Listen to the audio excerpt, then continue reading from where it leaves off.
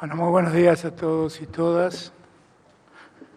Gracias por estar en Argentina en esta segunda conferencia de América Latina y del Caribe sobre organizaciones de paz de la Organización de las Naciones Unidas. Bienvenido al secretario adjunto de la organización, bienvenido a todos los representantes, ministros, jefes de las fuerzas militares del continente y de otros lugares del mundo. Gracias, querido Jorge, por la organización y el esfuerzo. Gracias, querido Santiago, por el aporte de la Cancillería. Estamos en un mundo particularmente conmocionado. Tal vez no somos del todo conscientes del tiempo que nos toca vivir. Pero es un tiempo de profunda transformación y de silenciosa transformación. La geopolítica está cambiando. Y siempre que la geopolítica cambia, el riesgo de la violencia militar aumenta. El mundo ha tenido, después de la Segunda Guerra Mundial, una experiencia tremenda que ha dejado consecuencias en la humanidad enormes. Consecuencias que dieron lugar, entre otras cosas, al perfeccionamiento del funcionamiento de las Naciones Unidas y de muchos de sus organismos internos. Y empezar a creer en que podíamos generar un sistema de paz duradera a través de acuerdos. Pero no fue lo que ocurrió. No fue lo que ocurrió.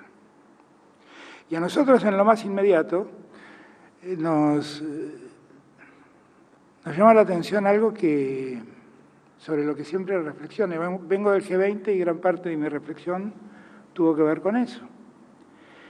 La humanidad acaba de sobrellevar una pandemia que se ha llevado del mundo 15 millones de vidas. 15 millones de vidas. Y aún así, después de eso, la violencia militar continúa. La guerra continúa y las vidas se siguen perdiendo. Y en verdad, como seres humanos que somos, alguien dijo que lo que más nos diferencia al hombre de un animal es la capacidad de controlar y asumir la experiencia. Y pareciera que no lo estamos haciendo. Parecería que somos incapaces de darnos cuenta lo que significa la pérdida de vidas humanas en el presente. Máxime cuando esas vidas humanas se pierden por la violencia militar, por el querer imponer a través de las armas la posición de uno sobre el otro. A todos nos conmueve lo que está pasando en Rusia y en Ucrania. A todos. Absolutamente a todos. A todos nos parece incomprensible que después de semejante pandemia se haya desatado una guerra que no sabemos cuántas vidas se ha llevado ya. Pero se ha llevado miles, cientos de miles de vidas. Eso ténganlo seguro. Y durante más de un año que llevamos esa guerra, muchos hemos trabajado en búsqueda de la paz y hemos fracasado. Ahora, en el último año, nuestra atención se concentró en la invasión de Rusia a Ucrania. Pero la verdad, la violencia se extiende en muchísimos otros lados del mundo, en muchas otras latitudes del mundo. Hice mención yo en mi primer discurso, allí en el G20, en la violencia que soporta el pueblo armenio en Azerbaiyán, a partir de las acciones de Azerbaiyán, que condicionan la vida de gran parte del pueblo armenio. Cuando cortan el corredor de Lachin y dejan en absoluta orfandad a un pueblo entero. Y sin embargo no hay reacción, hay silencio. No está eso en los medios, pero eso ocurre. Y puse ese ejemplo y podría poner otros. Guerras silenciosas que se suceden en el mundo, que no tienen la dimensión del ejército ruso avanzando sobre Ucrania, que no convoca a Estados Unidos y Europa en defensa de Ucrania con armamentos para hacer frente a la agresión rusa, pero que al fin y al cabo se lleva vidas inocentes.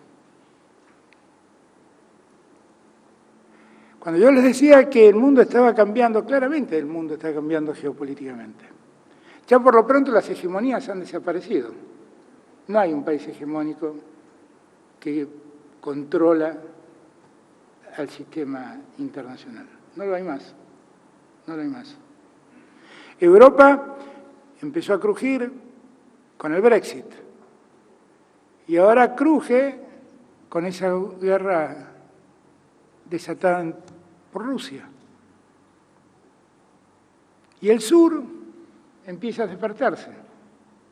Aparecen dos enormes jugadores que son China e India, que convocan al sur en una nueva agrupación regional o de intereses, si prefieren, que son los BRICS. Y repentinamente los BRICS son 10 países que representan el 44% de la humanidad y el 36% del Producto Bruto Interno, más que lo que representan el grupo de los 7, las 7 potencias industriales que después de la Segunda Guerra Mundial se autoconvocaron para de algún modo también hegemonizar el mundo. Ahora, si esta realidad la estamos viviendo, y si queremos que esta realidad conduzca a un proceso de igualdad mayor que se ha quebrado, porque si hay algo que podemos asegurar es que el mundo es profundamente desigual y que esa desigualdad muchas veces hace y permite el avance de los poderosos sobre los más débiles, y a veces ese avance se hace a través de las armas. Si esa desigualdad efectivamente existe, nosotros tenemos que buscar remedios para corregir la desigualdad primero y para garantizar la paz después. Argentina, y este gobierno particularmente, siempre ha creído en el multilateralismo, siempre ha creído en la necesidad de respetar el multilateralismo. El multilateralismo supone que somos iguales y que tenemos derechos a vincularnos con quien querramos, en condiciones de igualdad. Y que no podemos ser atacados y cuestionados por eso. Puedo hablar con Xi Jinping, puedo hablar con Putin y puedo hablar con Biden. Y nadie puede cuestionarme eso. Nadie. Y puedo ser parte del BRICS y nadie puede cuestionarme eso. Y no dijo ser parte de Occidente porque culturalmente lo soy, por ser parte de los BRICS. Nadie puede cuestionar eso. Eso es el multilateralismo. Y el multilateralismo nos exige respeto. ¿Respeto a qué?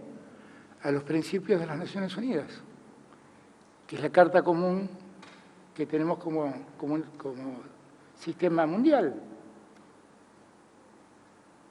La Carta de las Naciones Unidas es nuestra Constitución mundial. Y no respetarla es lo mismo que si yo no respetara la Constitución de la Nación Argentina. Si soy parte del mundo, tengo que respetar las reglas que el mundo ha aceptado imponer. Quebrar esas reglas es lo mismo que quebrar la Constitución en un país. Y debería ser tan cuestionado quebrar las reglas del multilateralismo, quebrar las reglas de la Carta de las Naciones Unidas, como cuando nosotros cuestionamos la quiebra de la Constitución en nuestros países. Del mismo modo. Naciones Unidas viene desarrollando desde hace mucho tiempo misiones de paz. Precisamente allí, donde los conflictos florecen y queremos que no se profundicen. Lo hace con mucho esfuerzo, con la participación de muchos países. Y nosotros, que somos América Latina, que somos una región de paz, que aprendimos a resolver nuestros conflictos con el diálogo, con la diplomacia, que no nos amenazamos militarmente cuando tenemos un conflicto, que no desarrollamos armas de destrucción masiva en este continente. Nosotros que somos una región de paz, tenemos que profundizar esa lógica y hacer que esa lógica se imponga en todo el mundo. Porque un arma nuclear detonada en cualquier lugar del planeta, no solo tiene efectos en ese lugar del planeta que soportó la detonación, puede tener efectos mucho más allá, porque las nubes radiactivas pueden llevar el daño mucho más allá de las fronteras del lugar donde la detonación ocurrió. Y de eso se trata, que no tengamos que vivir más con ese martirio, que no tengamos que vivir más pensando en que es posible que algo así puede ocurrir. Y en el mientras tanto, porque tampoco también admitamos que no es una enseñanza fácil, porque muchos siguen armándose, sofisticando su armamento. ¿Quién podría pensar hace 10 o 15 años atrás que se podían generar guerras con aviones sin tripulación, con drones, y se podrían causar los daños que se causan? Lamentablemente la mente humana puesta al servicio del mal hace un daño incalculable, incalculable. Pero es lo que está pasando hoy en día. Las guerras a control remoto. ¿Eso nos hace una mejor humanidad? No, nos hace una peor humanidad. Somos mejores hombres y mejores mujeres, no somos peores hombres y peores mujeres. Por eso yo quiero aprovechar este encuentro que culminará con esta declaración de Buenos Aires, cuyo título es El deber de hacer la paz, convocándolos a todos ustedes, hombres y mujeres dedicados a la defensa de sus países, a que el primer propósito para defender sus países sea asegurar la paz mundial. Que el primer propósito sea ir en socorro de los que padecen la violencia. Que el primer propósito sea desarmar al mundo. Armemos al mundo de alimentos, no de armas. Porque lo que el mundo sufre hoy, más que nada, es hambre. Yo celebro que en el G20 hayan incorporado a África. Lo celebro. Pero no es nada más que la reparación que un continente merece después de siglos de haber sido explotado por Europa y los países dominantes del mundo. Lo celebro. Así vamos a construir la paz. No atacando a África, explotando sus diferencias étnicas para que en el río revuelto ganen unos pocos pescadores. Así vamos a obtener la paz. Vengo de la India, el lugar donde nació, vivió y murió Indira Gandhi.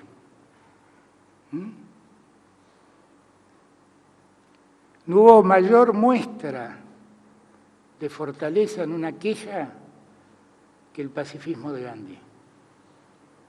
No lo hubo. Nunca el pacifismo de Gandhi fue entendido como una debilidad. Tuvo una fuerza tremenda, tan tremenda que le permitió liberar a un pueblo y empezar a construir lo que es hoy. Esa India potente y poderosa que se para en el concierto de las naciones de otro modo. Yo celebro que nos podamos reunir aquí,